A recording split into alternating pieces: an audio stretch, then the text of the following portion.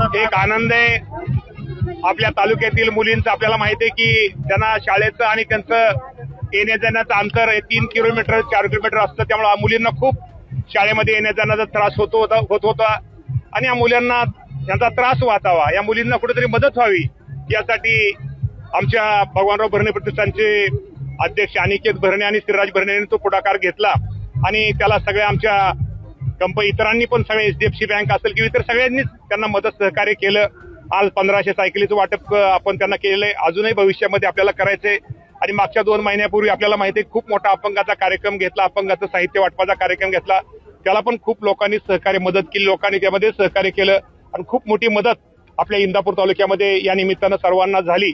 शेवटी इंदापूर तालुक्यातील जनतेची काळजी घेणं एक तालुक्याचा आमदार म्हणून माझं कर्तव्य आहे. त्याचबरोबर शाळेमध्ये शिकणाऱ्या आमच्या मुली असतील, मुलं असतील, आता प्रयोगशाळा आपण 16 प्रयोगशाळा आधुनिक प्रयोगशाळा आपण आता तिथं देतोय. तेव्हा सांगायचं तात्पर्य की अजून भविष्यामध्ये आपल्याला खूप काही गोष्टी या तालुक्यासाठी करायच्यात, कारण की या तालुक्याने माझ्यासारख्या कार्यकर्त्याला खूप मोठा आशीर्वाद दिलेला आहे.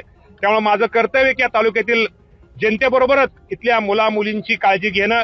त्याप्रमाणे आज हा सायकल वाटपाचा कार्यक्रम घेतलेला आहे. बारामती पोटनिवडणुकीचा प्रचार जो आहे आता अंतिम टप्प्यात आलेला आहे. खरं तर मोठा फायटर समोर नाहीये जो तुमचा उमेदवार आहे, मात्र मताधिक्य होणं गरजेचं आहे. काय आव्हान करणार? 100% त्या बाबतीमध्ये मताधिक्य होईल. सुनेत्रा वहिनीचं रेकॉर्ड हे भारतामध्ये नंबर 1चं आपल्याला मतदान मतमोजणी घेतल्यानंतर लक्षात येईल की सुनेत्रा वहिनी सर्वात नंबर 1नी पूर्वी कधी जेवढं मतधिक्य मिळालं नव्हतं तेवढं मतधिक्य सुनेत्रा वहिनीला मिळेल आणि वहिनी मोठ्या मतधिक्याने विजय होतील. तुम्ही कधी प्रचारात सक्रिय होणार? मी 2 दिवस प्रचारातच होतो. 2 दिवस मी बारामतीलाच आहे.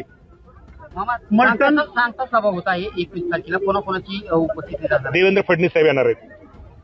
मलठण पुणे जिल्हा जी पीडीसी बँक आहे ती मलठण बँकेच्या एका कर्मचाऱ्यानं दौंड तालुक्यातील लिंगाळी या ठिकाणी एका शेतकऱ्याला रस्त्यावर पाडून मारलाय.